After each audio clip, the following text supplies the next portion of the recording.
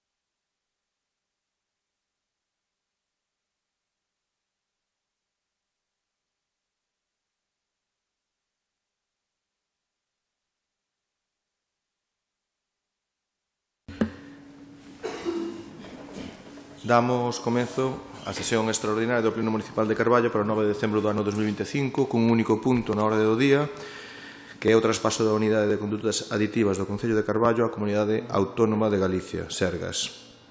O ditame da Comisión Informativa de Facenda Especial de Contas do 3 de decembro do ano 2025, a presidenta da sesión dou conta da proposta de 28 de novembro do ano 2025 contido no expediente correspondente, cuya parte expositiva se transcribe. En canto aos antecedentes, dicir que o día 25 de novembro do ano 2025 recibiuse no Concello escrito da FEGAMP no que se expón que de cara a realizar os procedementos por parte do seu Concello remítense os documentos correspondentes para poder realizar os trámites de traspaso da Unidade de Atención a Drogodependentes. Solicita establecer como data máxima para a elaboración do traspaso por parte do Pleno do Concello o 10 do 12 do ano 2025 e posteriormente remitir a FEGAMP o expediente completo. Documentos que deben ser aprobados polo Pleno, que serían os seguintes: o borrador do decreto de integración, o certificado de acordo da Comisión Mixta, o anexo 1 de persoal a traspasar, o anexo 2 de postos de traballo vacantes a traspasar e o anexo 3 bens inmobles onde se desenvolve a actividade, así como o anexo 4 contratos formalizados polos concellos e anexo 5 inmobilizado material e intangible. Xunto ao escrito, a certificación da data 21 de novembro do ano 2025 da Secretaría da Comisión Mixta para o traspaso á Comunidade Autónoma de Galiza das UCAs de titularidade municipal respecto da reunión da Comisión do 9 do 10 do ano 2025 en canto ás propostas de criterios de traspaso de bens inmobles e efectivos de persoal adscritos ás unidades de asistencia de drogodependencias de titularidade municipal. A proposta do Servizo Galego de Saúde con relación aos inmobles que ocupan as UATs e respecto ao Concello de Carballo facer un acordo de cesión dos usos dos locais polo tempo necesario para seguir prestando servizo a favor do Servizo Galego de Saúde. En canto ao persoal, traspasarase ao Servizo Galego de Saúde todo o persoal fixo sanitario adscrito ás unidades asistenciais de drogodependencias. Así mesmo, traspasarse os postos de traballo vacantes nas unidades asistenciais de drogodependencias que estean dotadas orzamentariamente. Fundamentos xurídicos que son coñecidos polas partes. Polas partes, non. Polos presentes.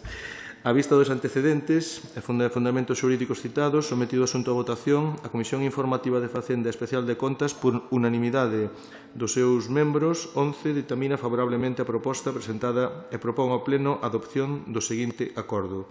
Primeiro, traspasar á Comunidade Autónoma de Galiza os servizos e medios persoais e materiais afectos á atención sanitaria prestada pola Unidade Asistencial de Drogodependencias ou Unidade de Condutas Aditivas, de titularidade do Concello de Carballo, de acordo coa información que se recolle nos anexos 1 a 5 deste acordo.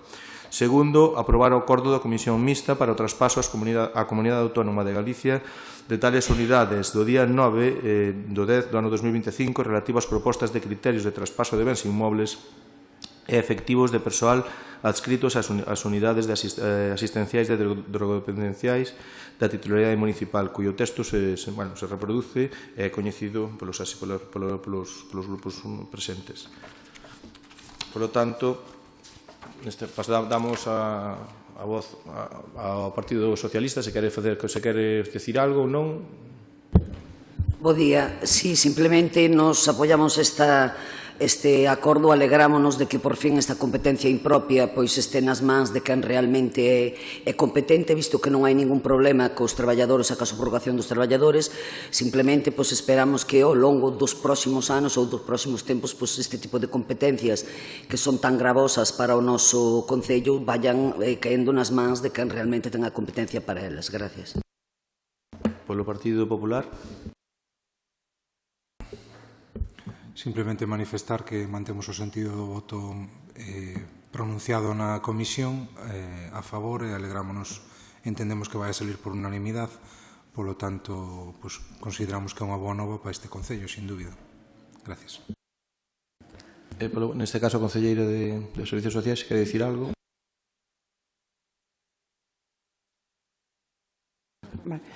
Bo día a todos e a todas. Pois, grazas polo voto positivo a todos. Xusto chegou a comunicación da FEGAN 31 anos despois de botar a andar a UCA de Carballo ou a UAP anteriormente. Con este acordo plenario por unanimidade poñemos fin a un camiño que foi difícil de percorrer nunha competencia impropia, como decía Mari Carmen, no que Carballo estivo sempre presente nas negociacións, a directora da propia unidade sempre estuvo loitando polo benestar dos usuarios e das usuarias da UCA e dos traballadores e traballadoras. A UCA é un referente en toda a Costa da Morte polo bo facer, sobre todo, das persoas que ali traballan. Simplemente agradecer o voto e desearlles a todas elas moita sorte nesta nova andanda. É verdade que hoxe efectivízase o que é o fin do que xa dixemos que entendemos como unha anomalía administrativa.